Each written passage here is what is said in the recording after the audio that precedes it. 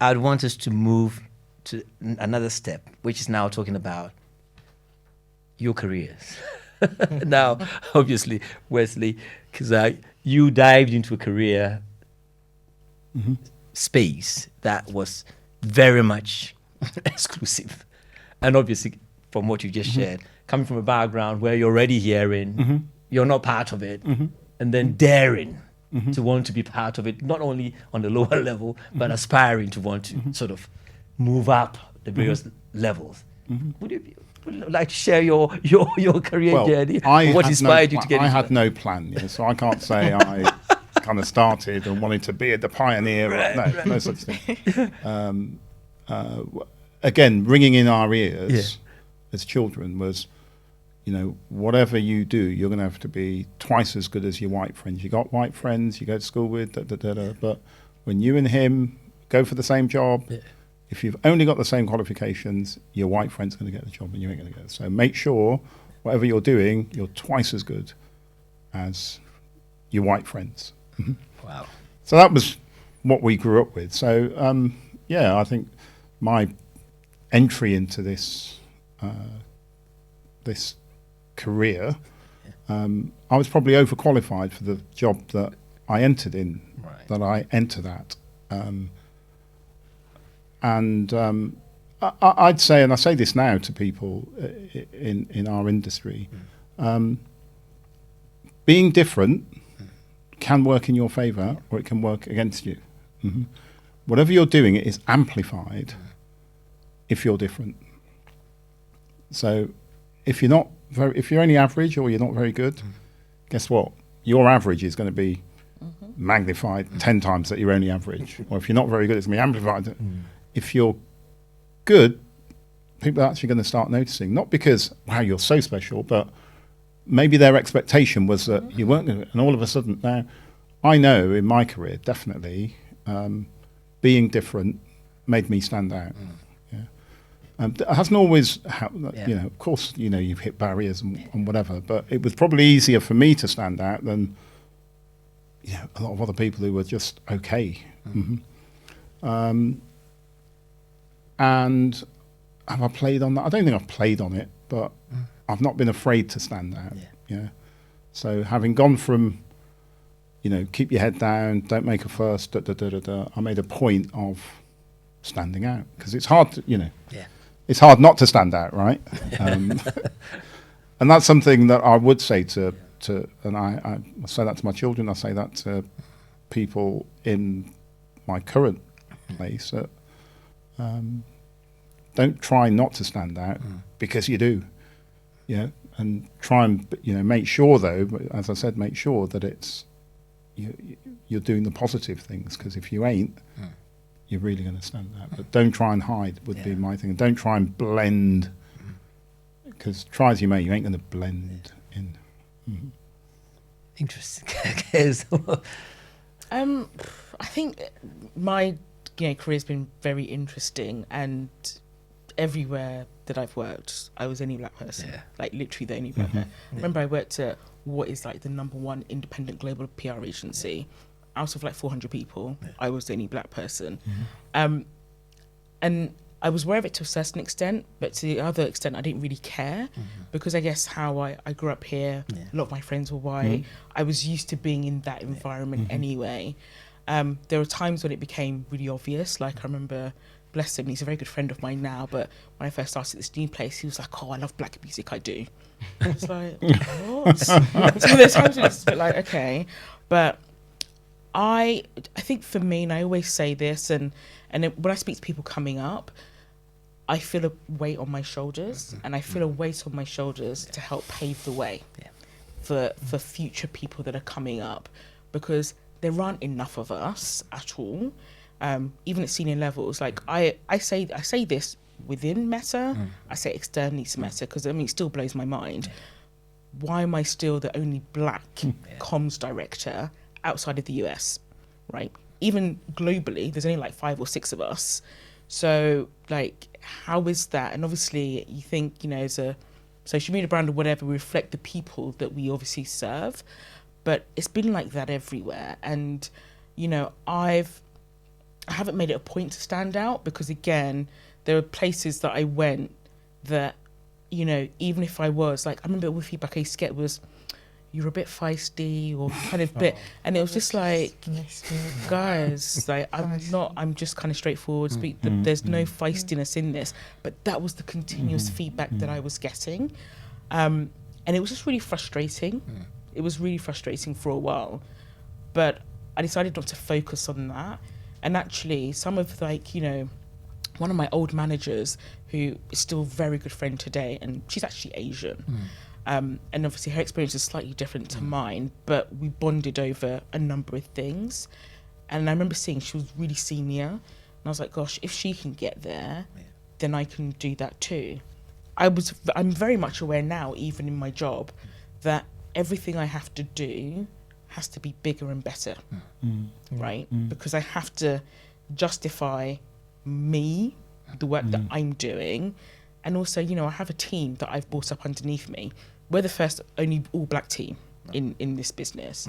So again, we have to, and they're aware of this, and I say this all the time, like, guys, the work that we do, we have to really like showcase that, and I feel additional weight because I'm showcasing Africa to the world, right? Yeah. And in a business like that you work with, you know, it always blew my mind when I first started like 5 years ago. And I was talking about like Africa, the regions that I look after, speaking to like one of the old VPs who's left. And I was like, yeah, so Sub-Saharan Africa. So, you know, it's past that 48 countries, you know, over kind of like 2,000 languages, dialects, that kind of, she was like, what? And she's American. She was like, there's 48 countries? And I'm like, yeah. And you know that everyone speaks different languages. Oh my God, really? And it was like, it was that. So, you know, for me, it has been a challenge at times. But then I'm not going to lie, I've also used it to my advantage, right? So when there are times when there's meetings and obviously, you know, it's all white and everyone just feels a bit like, oh, it's just a bit awkward and, you know, the typical British thing, I will just be straight to the point. I'll be like, saying it as it is. Were you going to come and tell me that I'm being, you know, feisty? That language doesn't fly anymore. So, and you can really kind of push back on that stuff. So I use that to my advantage, and I use that point to also call people out. Like, we need to be doing bigger and better. We need to be better, right? How are we helping the industry bring up the next, you know, round of people? And, you know, that's my passion. So that's what I've pioneered within the business. So, you know, we're working with an organisation, Taylor Bennett Foundation, to really kind of help drive that, because otherwise it's kind of like, what am I here for? I can't just selfishly be doing, it's a job that I love, and obviously, but I need to think about others as well. Yeah. That's amazing. Now, we'll touch on the Chioma gift. I mean, obviously, you guys are sort of coming into the industry. You're doing great stuff in the industry. How's your experience been, and how's the journey been? And actually, what even inspired you to really take that bold step to want to be part of a sector that is so open that it's not inclusive, but we're trying to sort of change it in our own little way? How's it been? I would say from my point of view, how it's been, I can't lie, for me, it's been great so far. But part of the reason why it's been great is because you have people like here, like KEZIA and West, for example, that have really paved that way that have given us, like, basically they've put an image to let people know that if you're hiring from this background or whatever, that they basically put a positive image of us out there. So people then trust us, like us, the younger generation, to come in and carry that on. So far, once I finished uni, I first went into finance. That company I worked in was actually pretty diverse. When I think about it, it was pretty diverse. It was an American company, and yeah, it was pretty diverse. But I moved from there and I went into sales and recruitment.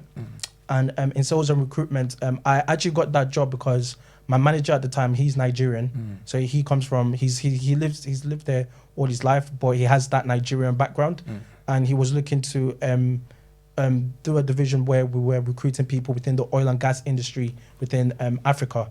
So, of course, that kind of brought me in because of my Nigerian background, him being Nigerian and me being able to understand the market, because speaking to Africans is different from speaking to Germans or other people around Europe. So because of that, that's how I got the opportunity there. And it was actually very good. Like, we were doing well, but because of the the word I'm looking for is the stability in Africa. Yeah. We had to move from that market because our main client was in Angola, and at the time, Angola was going through some economy issues where they were making everyone switch to their currency, which is Kwanzas, if I remember. And a lot of those roles were not available anymore. So because of that, the company then moved us into the German automotive market, which is very, very different. Like the Germans are very, from my experience, they're very like, which I respect. Like they know exactly what they want.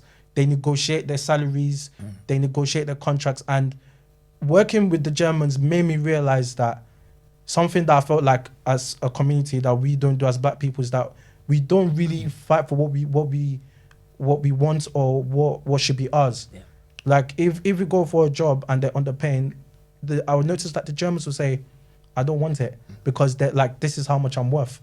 So work with that made me realize that the next job, whatever I do leaving here, I need to make sure that my value, I need to know exactly what I'm worth. I need to make sure that I am getting exactly what I'm worth. If not, I am not taking it. But part of the reason why, like I said, that I could have that, I could even have the privilege to even think that way or to even fight for what I'm worth is because of the people that have come before me. So I have to give them that props and that respect for, and the thanks to say thank you for that. So when I was doing sales and recruitment, I just realized personally that I needed to move away from that because I have a creative mindset. I'm always someone singing, dancing. I've always had that spark of creativity. I just felt like sales and recruitment wasn't giving it to me. So that's when, and my dad, one thing my dad has always told me is to do what you love. He's always said it. Like my dad is always encouraged, like, which is weird because growing up as a kid, a lot of like people my age, their dads or their parents will always be like, you have to be a doctor, you have to be an engineer, you have to be this. But my dad, because my dad, he does shoes. Yeah. So my dad's mentality has always been like, I don't care what it is, just do what you love. And if you're doing what you love, you can always make money out of it and you will always be happy and fulfilled and you will go to work enjoying what you're doing. So I had to think about those lessons my dad basically like taught me and installed in me. And I also have to give credit to my dad. If not, I wouldn't think about going into a creative sort of, if not because of my dad encouraging me to do that. Because a lot of people my age, the reason why they don't do it or follow those passions is because their parents are not giving them that opportunity to do so. Yeah. So, and they don't want to feel like, it takes a strong-minded person to be like, Mom, Dad, I don't want to do that. This is exactly what I want to do. So sometimes you get a lot of kids that are on a trajectory that they don't like because their parents, unfortunately, have pushed them into it. But at the same time, you have to give those parents a bit of slack because the time they grew up in, being a footballer wasn't, like my dad always says, at the time he was young, being a footballer wouldn't make you money compared to now. Like times have now changed. Being a doctor or being an engineer, those are the things that could give you that career to set your family straight, especially being a Black man in a foreign land. So that's the reason why. So I do understand why parents come from it. So yeah, literally, I managed to get the chance, just looking for jobs, applying. Like I said, I spoke to Beano Studios and they basically gave me exactly what I want from a career and everything, salary, everything what I was looking for. So I took it, I latched onto it. And right now, just working in the marketing brand, all we really try to do as a company is to make sure that our comics is reflecting society of today. Right. That's like the most important thing from us as a brand. So even if it means we have to, for example, we have characters known as the Bash Street Kids. Right. So that class used to be an all-white class back in the day, which at the time it was written years ago, it made sense. But now that class is now diverse with different characters from different backgrounds, different areas. So it's now not, because if you look at a classroom today, most likely you're not going to see all white people, like you're interacting with different people around the world. So everything that I try to do and work at my company is just to ensure that we're being reflective of the current times. We're also having a modern approach, because I think a key thing is that you have to move with the times, but also we're also accepting the past, because like someone watching this or listening to this could say, but Beanos have had some jokes in the comic that might be considered racist or might be considered discriminatory or whatever. But a key thing that we're doing as a company, and I always try to share and let people know, is that we should accept as a company that those things happened, because you accepting it basically shows that what you did was wrong. Hiding from it is not the right thing to do. Is you accepting it and letting people know that yes, this happened, but this was the wrong approach. This is not something we should do, and we've changed. And then even a lot of those contents, it wasn't us that put those content there. It wasn't you. You were not in the company when that happened. That's interesting. Now, so Chioma, I think Gibbs mentioned something very interesting about the traditional first generation African parents sort of having their prescribed mindset as to where each child needs to be placed. I mean, I know that probably was seen as a fallout, because obviously I'm coming from a very professional background, and it's the same thing that my parents really wanted us to do. Their professional careers like accounting, lawyer, and all that sort of stuff.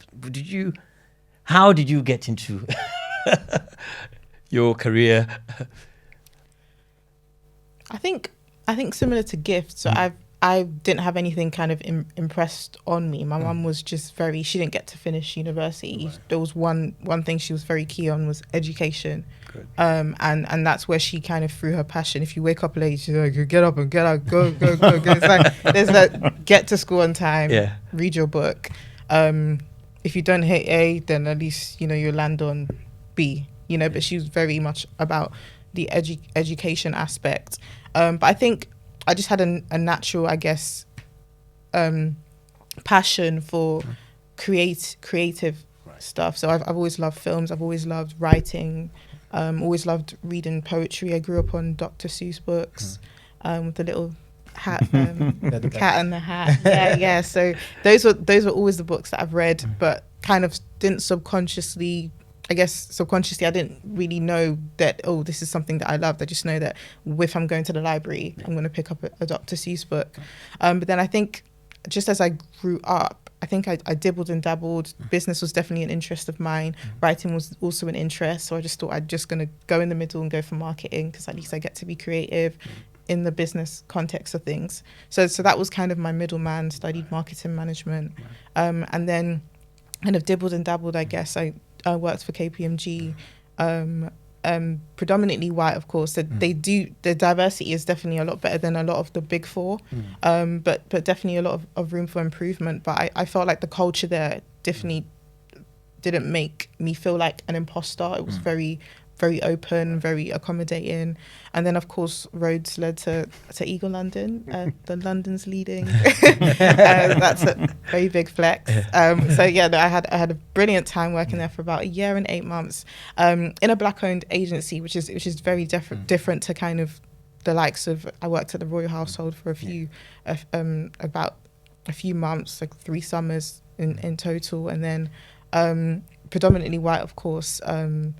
And then a few stadium jobs as well around kind of our area. But I think just to come back to, I guess, the current point, having I guess explored the creative world of the advertising had to offer, and then looking into, I guess, what I felt like was my natural interest at the time, market research, brought me into Kantar. And in my specific team at Kantar, I'm the only Black woman there.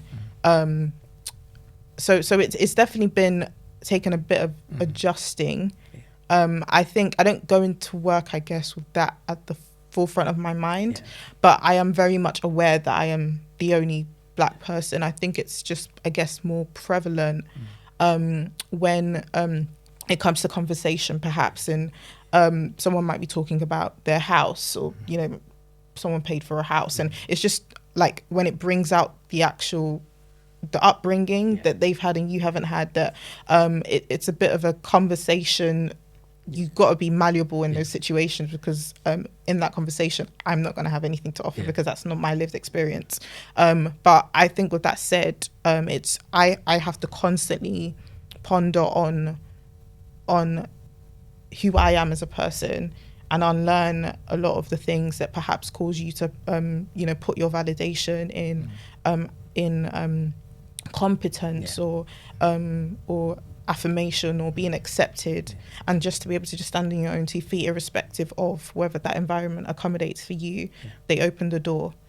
So that's something that I constantly tell myself when I do have moments where it's like a little bit in over my head, so what is happening. But in short, I actually, the worst experience I've had in the workplace is actually from a black woman, funny enough, who was kind of just exploiting low-income kids and paying them with gift cards, and you know, because she knew she could, and obviously she was in a position of responsibility, having led the work-related learning department that people come to for opportunities. So I think you know, it's a bit sad that hand was dealt by someone you know, from your own community.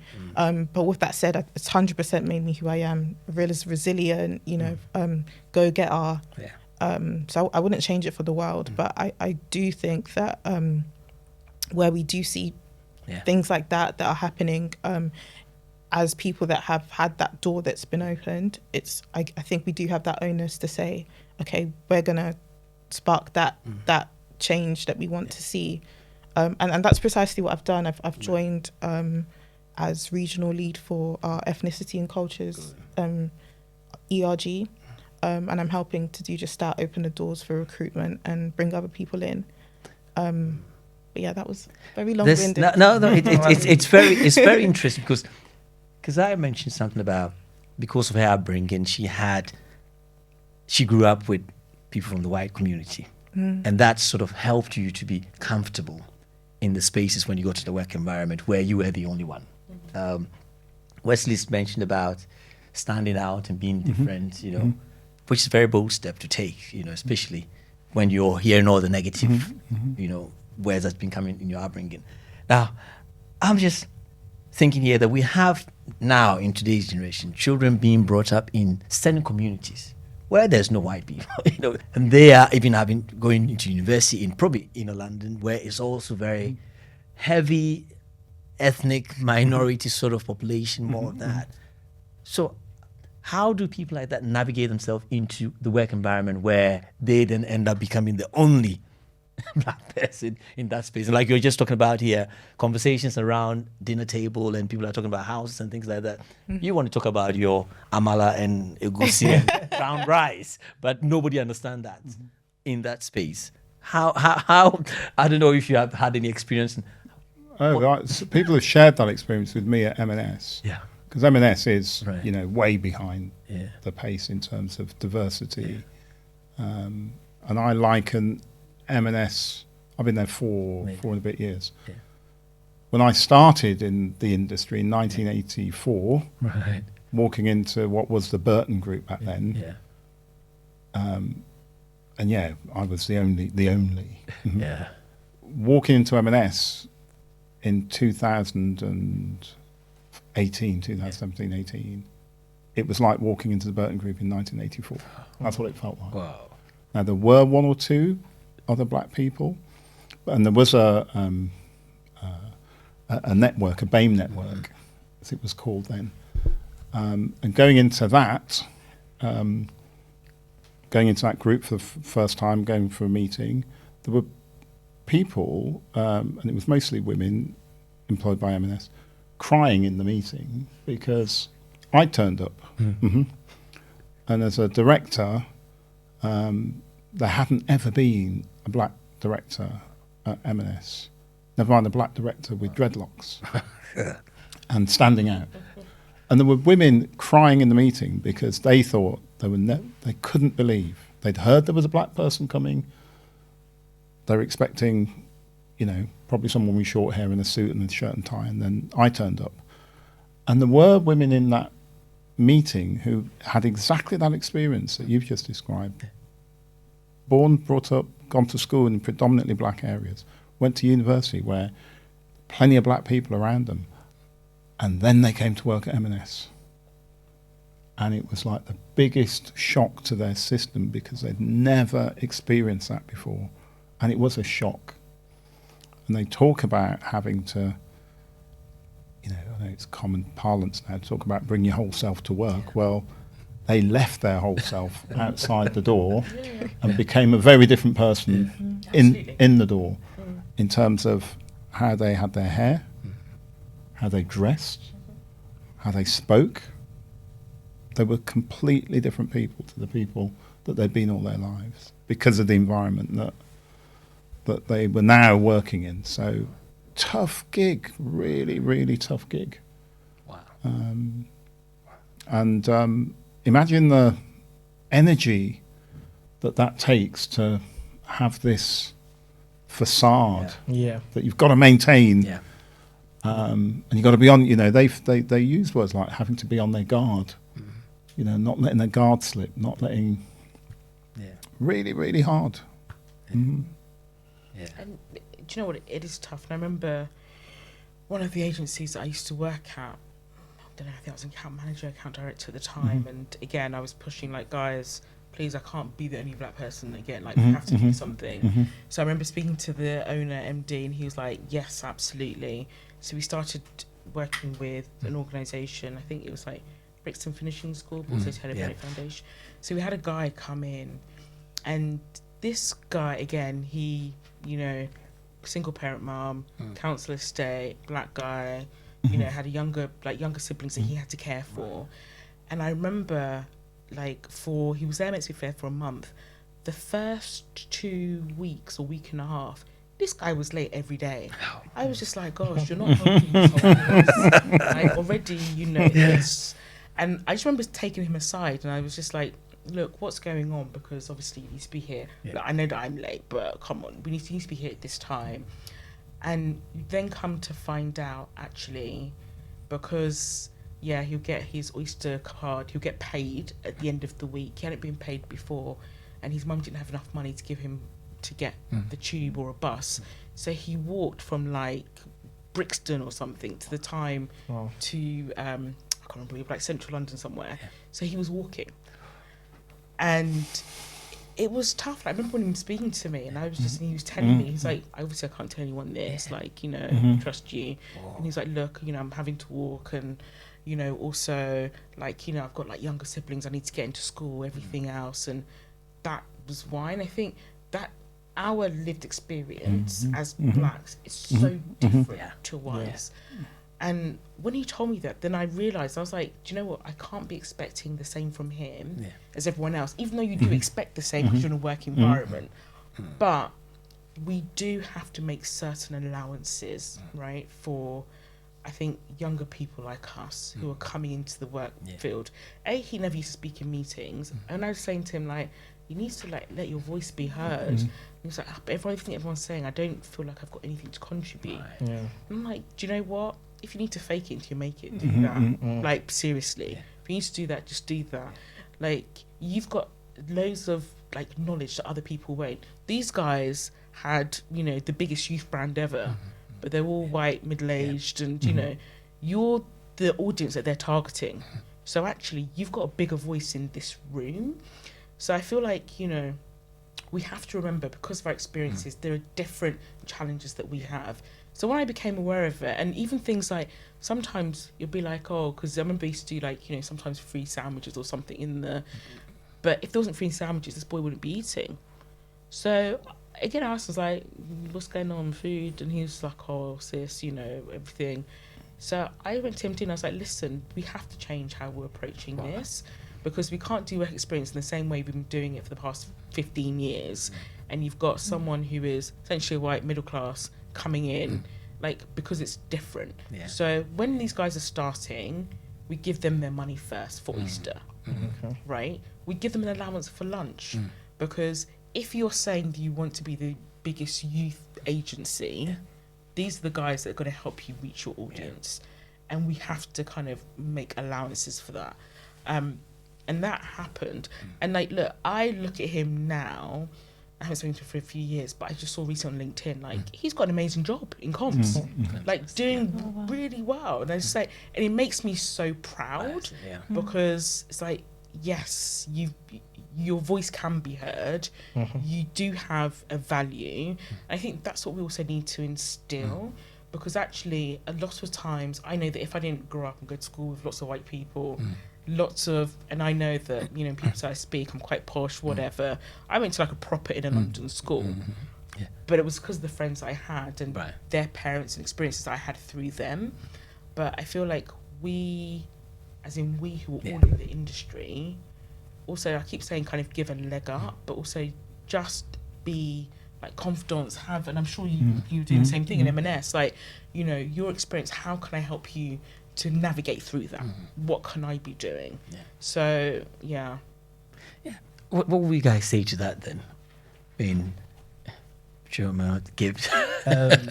No, I mean, yeah, very, very similar things. I mean, for me, I guess for me, the reason why I have found it maybe easier, especially like because I've grown up around like a predominantly black, like living in Nigeria and everything, and then having to come here and then kind of like get back to living with people from different backgrounds and cultures. I guess for me, my personality, I've always been very confident. Like I'm not scared to kind of embarrass myself a bit or say how I feel or challenge the status quo or anything. So if I was to advise anyone that was coming up from like a inner background or they've lived around black people a lot and they have to go work with people like in a predominantly white society and business, is really not to stay meek or not to keep quiet or not to, you have to actually show yourself. You actually have to go out there. And it's like I said, like working with, when I did recruitment and just like honestly doing that job, the reason why I loved my second job, even though I left it for marketing, was that I just feel like when I had that switch to Germany, it really gave me, can I say, balls of steel. It really gave me, it really gave me some cojones. Yeah. Because like going on the phone trying to speak English to a German in Germany, it's heart wrenching. Because sometimes they pick up the phone, they're gonna hang up and they're gonna be like, why is this Nigerian African person calling me about a job in Germany? Like it makes no sense. So for, and seeing how like they fight for what they believe in, if you're in a position where you've been hired in a company, like, and you're there, they've hired you for a reason. So so you need to show the reason why they've hired you by making your voice known and heard. And you just have to step out your shell. It could be very hard because not everyone has the same personality trait like maybe I have or Kezia has, because Kezia seems like you have a very confident, outgoing. Fake it. well, I can't tell. I don't fake it. But that's no. But It's like, you know what, guys, fake it. Yeah, you have to. Yeah, you have to let your voice be heard, and you'll be surprised how like people actually listen to you or the ideas you have. So like when I go to like when I started Beano, go to these companies and I say my opinion, you'll be surprised. People they'll be like, oh, I've never thought about that. And the reason why you need to let your voice heard is because your upbringing, your background will definitely bring a different approach that they cannot see. So because of it's let's say you're in a company that's predominantly white, most likely they're going to have the same approach or idea to how to approach a situation or thing.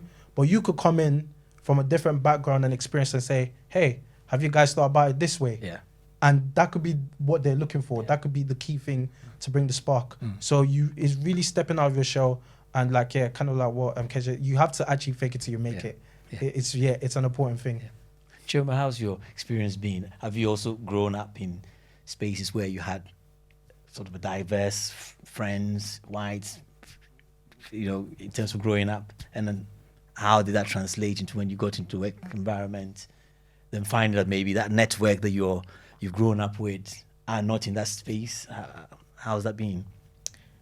Did not have a single white friend growing up. Literally my circle of friends, Caribbean, a lot of Caribbeans, a lot of Nigerians, a lot of people from different places, basically. Because I went to inner city state school near Wood Green. So that was basically my experience. When I had stadium jobs, we'd all go together. We applied together. We went together. Right. We had a great time. Wow. And then I went to university, and funny enough, the first person that I met, you know, she was a Caucasian girl. And she left 3 weeks later. Oh, no. So that was bye-bye. And then I joined the ACS. I met the community again. So I definitely was trying to find my safe haven wherever I was going on purpose.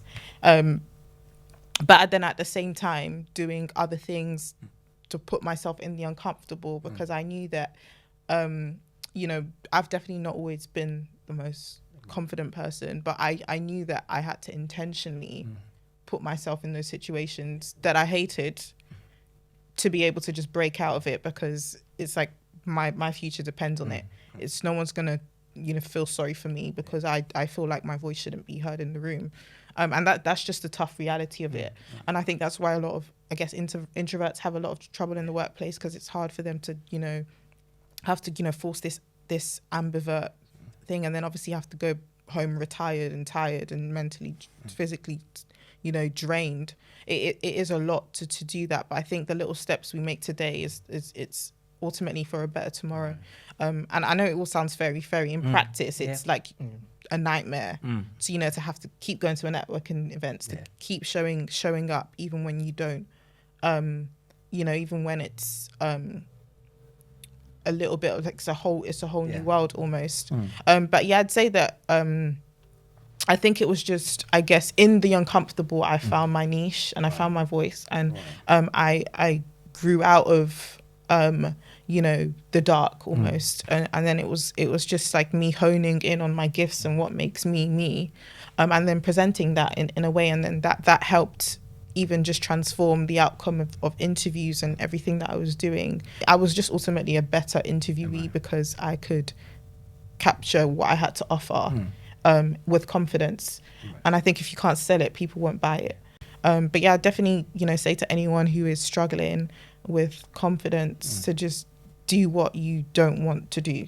So that inner voice that's like, do the opposite of it. And you won't like it, but just keep going, because eventually, you're going to look back and say, actually, I'm thankful that I did what I quote unquote shouldn't have done. I hope that answers. No, it's for me. I just find it very exciting hearing all the viewpoints, especially like what Wesley just said about celebrating your difference, and obviously the system always tells us to conform. We've never been encouraged to celebrate our difference. And I even look at myself moving in from Africa. Like I said, I'd grown up in an environment where I felt I was in control. In control in the sense of I came from a very solid background that was very well respected in the community, both from parents. So I was in a place where wherever I went, I was the one that's being celebrated. When I watched my TV, I knew I could see faces that I could relate to, someone that I knew personally, and all that sort of stuff. And then moving into the UK, then suddenly I'm like, okay, so see if I'm just being born again, and having to now seek permission to do things that I would do normally. And even when we decided to start an agency in 2004, which actually was triggered out of an anger of seeing us not being presented right in media, especially the way advertisers spoke to the community or presented stories about us, which I felt was no reflection of us, and then still even going on and starting an agency, still being questioned as to what experience you have about have you been Adland before, and all that sort of setting you back to say, no. You can have the brightest idea, you could be the most enthusiastic person, but unfortunately you can't get in, and I think that's what's been our journey. And I think, yes, for years, I was trying to conform, but then the more I tried to conform, the more I felt like I was getting more and more behind step than actually shining, until, I sort of got that boldness to say to myself, you know what? 5 years, 10 years of running a business, Adlan hasn't fed me. So whether you take me or you don't take me, I'm still running my business, I'm still thriving. And I think that's what gave me the confidence. Because sometimes as somebody from the Black, you're so eager or so desperate to want to be accepted that you're letting go of the values, you're letting go of the things that will make you shine, you're letting go of the things that will actually put you out there to be the number one, and then suddenly becoming the number 3 or 4 or 5 or 6. And then you were kind of wondering why they still not take you serious. And I think taking that stand and saying, listen, if the UK market is not interested, the African market is interested. And then branching out into Ghana, and then suddenly working with big brands in Ghana and things like that, built my confidence. But that's me coming from a point of view where I had the opportunity of both worlds. So obviously I could shunt between United Kingdom and Ghana or Africa, wherever, and trying my hands at doing business. There are others who are only stuck in this space, and if they're facing this sort of barriers in their way as to entry and all that sort of stuff. Now, what would your advice be for a young person that's trying to get into the industry that saying to himself, I know you've said that it's stick out and be, but then they're still very lacking confidence. It's hard to say, do this or do that, because we're all operating in different times, and the world's moving, the world's changing. The path I took way back then wouldn't be the path that I'd be saying to people now. And I can say the things I'm saying now because I've got to a level. Yeah. And I look back and I think, why did it take me so long mentally to get to this day where I'm super confident, super in my own skin? And, I only started growing my hair in 2003, I always wanted to have dreadlocks, but it wasn't, something happened. So I look back and think you should have just done it earlier. You should have, the feelings that you had, should have said. So that would be my advice to people. I think the world has moved on a lot. I think we're allowed to be ourselves more. I think there is, of course, there's still ignorance and there's still barriers out there. Of course there are. But you know what? If you don't push hard, things aren't going to change. Nobody's going to give you anything. Nobody's going to, out of the goodness of their heart, they're going to change. We have to push, and we have to make people uncomfortable, and we have to be braver. And nothing that anybody's achieved in this world was given to them, whether it was, it's always come through some sort of protest or some agitation or something to make the status quo change. Left to its own devices, nothing's going to change. So we have to initiate the change. So we have to, in whatever. So I would say to people, it might be hard. You might, again, go back to your thing about being uncomfortable. But sometimes if it's not uncomfortable, then it ain't going to work. So my advice in people starting out is challenge, because if you don't challenge, nothing's going to change. Wow. Yeah, I mean, I would also say, just building upon that, like, challenge yourself, but also, like, find other people that have kind of gone before you, right? Where it's got a wealth of knowledge and advice that you can help. I mean, like, look, be realistic as well. He's not going to, be kind of mentoring like 200 odd people. But there are others who you can do. And I think that's the thing about pushing. Because I find as well, within our community, we give up too easily. Like, we do. It's if we get the door closed once or twice, they're racist, they never going to let me in, this kind of thing. And it's like, no one is going to hand it to you. No, they won't. So you have to push your way in, and you can do that. And I think do that slightly more comfortably by having a mentor, by having just even like, someone who is there that you can bounce ideas off, or, what do I do here? Someone who has got that experience. And that's my advice I always say to everyone. Like, look, in this industry, in the creative industry, half of it is relationships to get where you are. It's a small industry.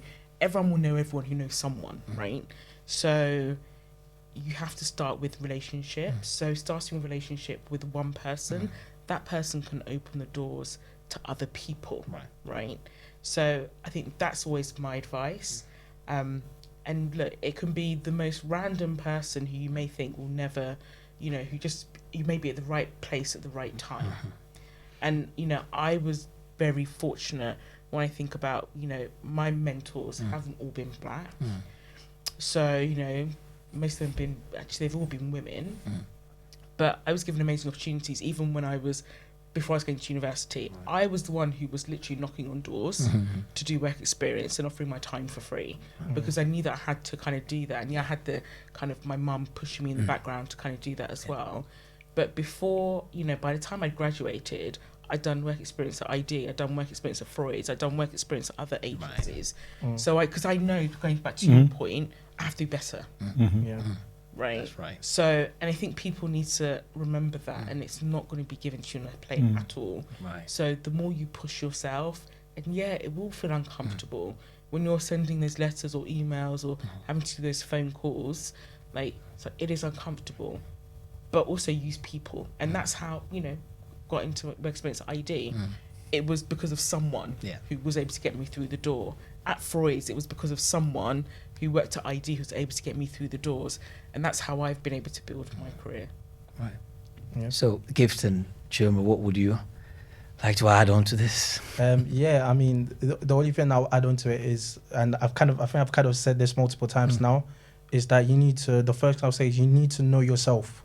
So you need to know your value, what you're worth, what you can bring to the table. You have to be honest with yourself to a point like I always say, I'm my own worst critique. So if I know I'm not good at something, if someone else thinks I'm not good at it, trust me, I know that I am not good at it. I've possibly like critiqued myself so much, but I don't get to a point where I feel down. I get to a point where I think that I need to be better at that thing. So you need to know yourself, know your worth, know your value. And when you do, you can then give yourself an honest assessment of what skills you need or what tools you need to be able to get yourself to the best version of you.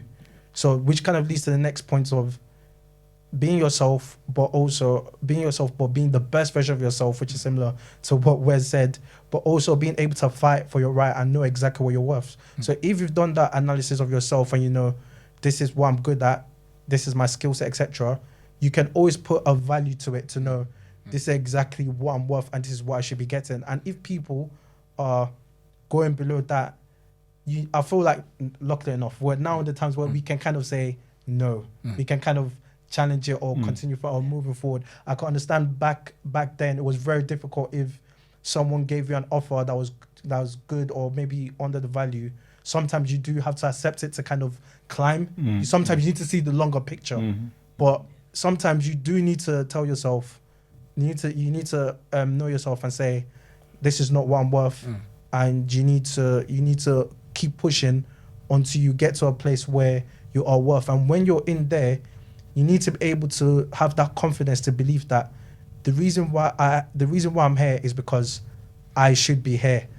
My value is worth me being in this room. So you should have that confidence to be able to speak up for yourself, to say how you feel, to give your points, because if you don't believe that, then why are you in the room?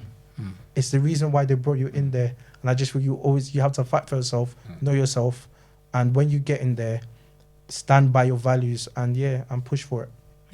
It's tricky because I think you should be hungry, you should be a go-getter, you should go for opportunities, even when you're not being paid sometimes, because I think that's a good place to start.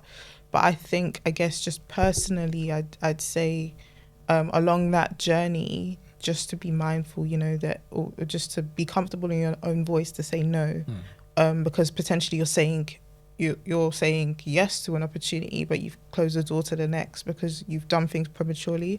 And I'd also say that outside voice of projection in terms of what other people are doing shouldn't be louder than your ability to focus on what's happened presently.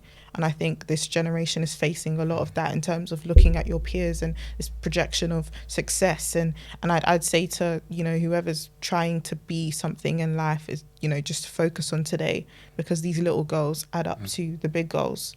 And Rome certainly wasn't built in a day. I don't know how many days it was built in. The point is that the days don't matter. We find out how many days Rome was built in. It's like, I think everyone's journey is unique, and I think it doesn't look like the next person. So I'd say if you need to shut yourself away from social media, do so. And then I'd also say, just to unapologetically take up space, like what has been mentioned before. When you're in a room, not to apologize for it in terms of being there, be present, have conversations, let your light shine. I want to just put a disclaimer only because I said about value. I don't want people to think that I'm speaking like, just in case, I just thought about, I don't want people to think that I'm speaking from like a monetary, exactly. because I don't want people to think that, I don't think it's just a money thing, because like there could be a situation where, for example, you might have no skill set in marketing. You just can't go to a company and be like, pay me this much with no skill set. Yeah. So you might have to maybe take some courses, some internships and stuff like that to be able to Sharpen your skills. build yourself. So just in terms of that value bit, just to make sure that no one's looking I think money. that's a really important bit though, because I don't think necessarily it's within the black culture, but I think it's something within the younger generation. Right. So the number of people that come in, like, you have no experience, but you want me to be paying you 40 grand. Yeah. How does that work? Like, you have to be realistic. And that's exactly it. Yeah. I would say, like, be really realistic, but again, know your value. Right. Right. So if you want to get into the industry, you should know that you're not going to start on a 6-figure salary. You're not, right? Yeah. So there are people that can help you and identify kind of what, how you should do that. But you know, I'm always struck by the number of people that are starting, and you're advising them, and then like, I'm not going to take anything lower than this, which is great. But lower than that is someone that's been 10 years in the industry. You're just going in as well. So, and I think that's the other thing. So, and like being humble, like don't be apologetic. People need to know who you are, but you also need to be humble and realistic as well about where you're going and how you're going to get there. Yeah.